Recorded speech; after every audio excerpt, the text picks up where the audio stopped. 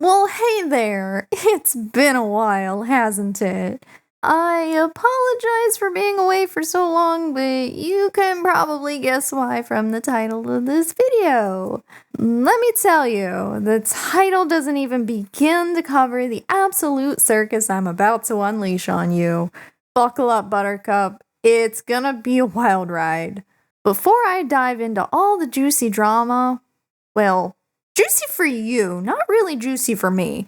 I gotta explain some important things about the situation. And to help with some of the explanations, I made a handy dandy PowerPoint.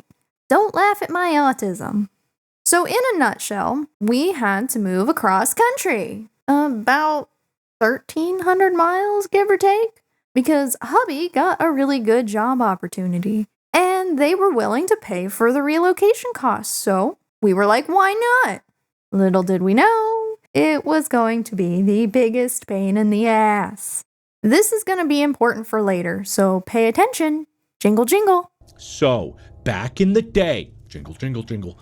In this relocation package, we were getting a week-long house hunting trip that included plane tickets, hotels, meals, etc., house hunting assistance. So they were going to set us up with a realtor, and they had some kind of loan assistance program. We never really got that far. Lol. Full packing and moving services, which sounded great because we didn't want to have to move everything ourselves. Like, that'd just be a pain in the ass. Trash and unwanted furniture pickup. 30 days of storage for all the stuff that they had to move. And 30 days of housing, which was going to be a hotel. Sounds pretty good, doesn't it? So you know how sometimes companies outsource things, right? Well, this sort of went beyond that. This whole thing, and I mean literally everything, was handled by a relocation company that the main company had hired. But wait, it gets even better. That relocation company hired third-party companies, who then hired even more third-party companies. It was a masterpiece of bureaucratic inefficiency. Seriously, it was like an onion. Ogres are like onions. But instead of making you cry, it just made you want to scream into a fucking pillow. Obviously, I'm not going to name any names for very important and very boring legal reasons, and to avoid any unexpected consequences. But as I'm telling all the drama, I'm going to try and keep things as straight as possible. So if you get confused, just know we were also probably confused too. Okay, let's talk about the timeline of this absolute dumpster fire. I'm going to use a fictional month for this, just to make it a little easier on me, but I can assure you the time between the dates is accurate. We were contacted by the main company during the last week before what I'm going to call the month of chaos. And we were told that the relocation company would reach out within a week. This was literally the first week of the next month, which is the month of chaos. Well, lo and behold, we heard nothing. Nada, zip. Total radio fucking silence. That was the first red flag with this particular relocation company.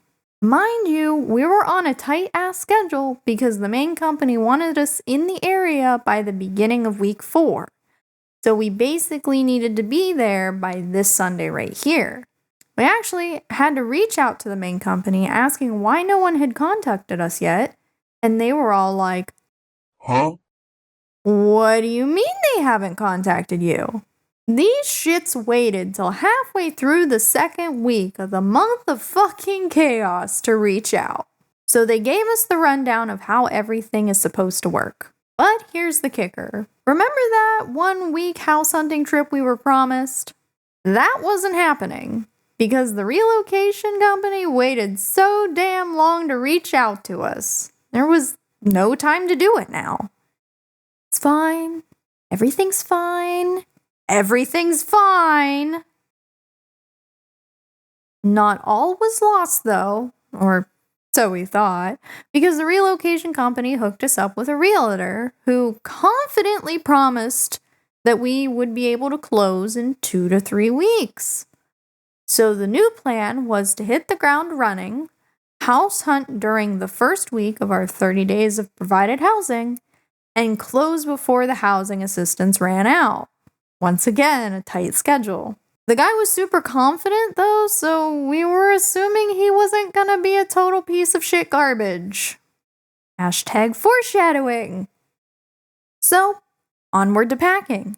The packers were scheduled for the end of week 3, and they figured it would take 2 days, even though we already had packed a decent amount of stuff beforehand from when we thought we were moving before. It was less than ideal since we also had to leave that Friday, but we already knew the timeline was going to be fucked, so we were willing to drive late into Friday to make up for the lost time. Then came the packing crew. There were 8 of them total, and only one of them actually spoke English. Now, normally, I couldn't care less about language barriers, but trying to coordinate anything became a literal challenge. They basically only understood pointing, head shakes, and no, unless the translator guy was there. It was so bad, I almost broke out the tiny bit of Spanish I learned from Chibidoki. Soy puta. Did you say soy puta? It took 2 full days to pack and load everything. After the first day, I actually had to go hunting for my shoes because someone packed them. And then I also had to ask the neighbor for some garbage bags because those ended up getting packed too. I was genuinely surprised they didn't try to shove me in a box. And I like boxes. I knew I was going to unpack some fuck shit after I saw they literally packed the entire kitchen, including the food. They weren't supposed to pack any food or liquid because it was going into storage for 30 fucking days. All the dry food got packed that we hadn't already disposed of or given away. I had glass jars of chicken stock that they ended up packing. Like, what the fuck, guys? I understand you can't speak English, but the translator guy who was with you should have told you the rules for all of this. It was everyone else packing the stuff that they weren't supposed to. The translator guy was fine. He followed the rules. Looks like I picked the wrong week to quit smoking. And I'm sorry, but if you're packing someone's house up, maybe don't comment on how much stuff they have. Like, I know I got a lot of books and D&D and anime stuff, but at least I don't have fucking Labubu's or Funko Pops out the ass. I don't know, that just really, really pissed me off. Just a little bit. We didn't realize until later that the relocation company hired a third-party moving company, who I think hired 4 different agents who then hired the actual packers, movers, unpackers. Honestly, this is the most confusing shit, and I don't even know how this works, but these were literally like all different companies. That's a whole lot of people we had to put our trust in to get our stuff across the country safely. I honestly wonder if doing it ourselves using a company like Pods would have been better. But it's a little too late now for what ifs. So let's talk about the garbage situation. Basically, any furniture we didn't want and any leftover trash was supposed to be picked up by a disposal company. Sounds simple, right? Wrong. This was all organized by the relocation company who hired a third-party company in Oregon to then manage a local disposal company on the complete opposite side of the fucking country. We only even knew they were based in Oregon because the lady yelled at us for calling her at 6 a.m. in the morning when it was 9 a.m. for us. And of course, communication was a mess, and we ended up scrambling to schedule things last minute again. And the crew that showed up said that they could only take the furniture, not the actual trash. And the trash guys were saying that's not in the contract that was given to us. Thankfully, the trash guys were awesome and they let us pay out of pocket to get rid of our garbage because, of course, nobody could actually communicate what needed to fucking happen. I'm the trash man. We did end up getting reimbursed for it, and the relocation company apologized, but god damn. All of this took so long, we didn't end up leaving until super late Friday. So we basically had to drive the entire way to Texas in 2 days with 3 very unhappy cats. All because people couldn't schedule and communicate shit to save their fucking lives. It's like I picked the wrong week to quit drinking. Thankfully, the drive wasn't too hectic. I mean, we did have to drive an insane amount of hours. I think we drove till like 1 a.m. Friday into Saturday, and then did another 12 on Saturday after we slept for a while, and then did another 10 on Sunday. But nothing major went wrong, and we made it to Texas in one piece. So that's a good thing, right? So we got to this hotel. It was more like a mini apartment than a hotel, really. But no one was there. The place literally looked like it was closed. The person who was supposed to be handling our housing, another third party talking to a third party, had told us that we could check in anytime after 3 p.m. Well, I guess there was a limit to when we could check in, as it was well after 3 p.m. and we just couldn't find anybody. And we tried calling the person who was handling our housing, but of course they didn't answer, probably due to how late it was. So we ended up having to call the emergency relocation company line to try and figure out what the hell was going on. And we were basically just stuck until they finally pulled their heads out of their asses. They did eventually, and we were able to check in, but it was stupid. Very stupid. The parking garage to this place was a freaking nightmare, and the elevators didn't even work on the floor where we were supposed to park, which was at the very top. So we had to carry everything, the entire contents of our car, down a flight of stairs to a floor where the elevator actually worked, and then to a room where we would be staying for the next 30 days. And in here, 2 shots of vodka. And honestly, the room was kinda meh. It did have a full kitchen, which was nice, but everything in it was dirty. Somehow. I ended up just going through and cleaning all the pots, dishes, silverware, just literally everything. And oh my god, none of the silverware matched. It was a neurodivergent nightmare. I mean, look at this.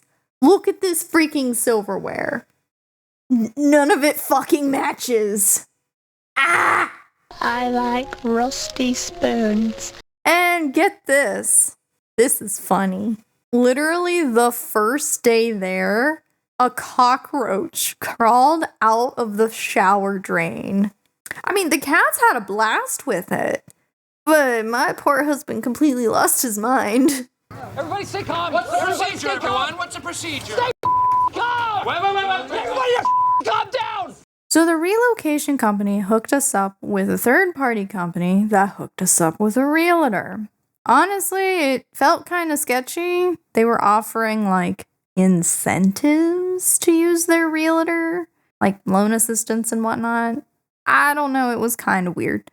But they were super confident we could close in 2 to 3 weeks. I was a little skeptical, but they really did seem to know what they were doing. So we went house hunting for a week, found a place we loved, and our offer was accepted. Awesome, right? Except the people selling the house were also going through a relocation move, so they needed time to move out. And then when we talked to the loan officer, which was a completely different person from the realtor, he was like, there's no way we're getting an inspector out there and closing in 2 weeks. Even a rush inspection is going to cost around like $800. And even then, it might not happen fast enough. So we contacted the relocation company to see what it would cost for us to extend our stay and storage a little bit. Since anything after 30 days, we would be on the hook to cover. They said they'd check and get back to us in a couple days. Well, a couple days go by, and the sellers got another offer on the goddamn house. They still wanted to work with us, though, but we needed to decide immediately what we were going to do. So we called the emergency relocation company line, thinking we'd be able to get an answer. And these people, they still had no clue. It was the most unhelpful emergency contact line ever. We literally told them we needed an answer now or we would lose the house. And they couldn't even give us an estimate. It was freaking ridiculous. Looks like I picked the wrong week to quit amphetamines. At this point, I went back and did the math. And if the relocation company reached out the first week of the month of chaos like they were supposed to, we probably would have had enough time to schedule the house hunting trip the next week, figure everything out, and close on the house without needing to extend anything. We would have had 3 extra weeks. But it's fine. It's fine. It's not like we've been waiting all these years to be able to finally afford a house or anything. It's free real estate. Anyways, so we got this apartment in this lovely prefab HOA community. Honestly, walking through this place feels like one of those home inspection shorts. You know, the ones where they go around with the pointer finger and they tap all the shit that's wrong. Yeah, it's that bad. Now, I can't tell you who the builder is. I mean, they put the back door on backwards, for fuck's sake. They're still adding homes to this community, and I've seen these builders drinking on the job. No wonder none of the walls are straight. And when I go for walks, I can literally see empty beer cans in the grass. Yeah.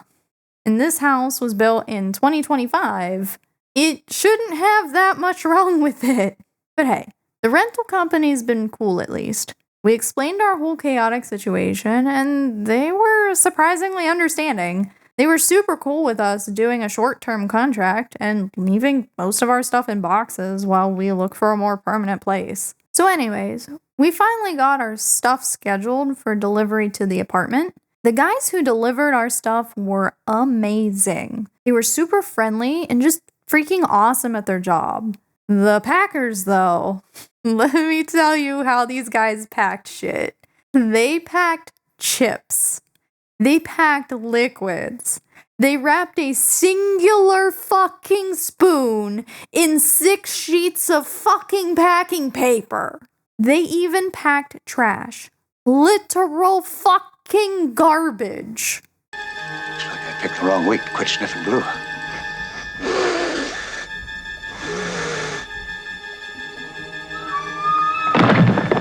And they had this numbering system for the boxes to like keep track of everything and to make sure nothing was missing on arrival. Sounds like a great idea, right? Except that system doesn't work when you put numbered boxes inside other numbered boxes.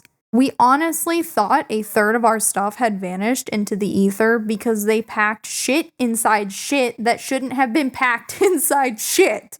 We even found an empty tote packed inside an empty tote. Like, why? I'm a dude playing a dude disguised as another dude. What? I think one of the strangest things that they did was take apart the lamps and shove them in a box. The lamps were so bent when we unpacked them. Like, you could have just left them together and they would have been fine. I'm low-key convinced they couldn't read either. Things I clearly labeled as fragile were packed sideways and upside down. And predictably, they were broken.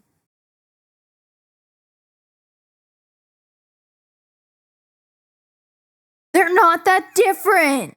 So, of course, stuff was broken, and the rules were written so that we can't move anything from the property before the claim is completed, or it's completely void. So we had to go through every single box to document everything that was damaged. It took so freaking long. Oh my god. I'm tired of this, Grandpa. That's too damn bad! You keep digging! But all in all, I think a total of like 60 items were damaged, which in the grand scheme of things isn't a huge amount, but the price of everything added up to over $3,000. I had to go full on autism mode and make a whole ass spreadsheet just to keep track of everything. I had it color coded, I had tabs. Honestly, it was a masterpiece. It's the best spreadsheet. Her single most impressive accomplishment. I don't know how to do a good Trump impression, I'm sorry. I don't even know if they're going to give us the full price for the stuff, but hey, it's worth a shot. So right now, we're in the middle of all of that and repacking everything that we can. It's been a very, very long process. So yeah, that's the whole circus. Hopefully I explained everything without completely frying your brain, because honestly, my brain is still a little fried. I just want to say that things are still a work in progress over here. So as much as the YouTube algorithm wants a consistent schedule, things might be a little all over the place for a while. I do have some things planned for in a couple months, but we'll see if I can actually get everything done in time with everything else going on. I genuinely hope your year has been way less chaotic than mine. If you made it to the end of this video, you deserve a medal and a chicken nugget. But anyways, I will see all of you in the next video. Bye-bye!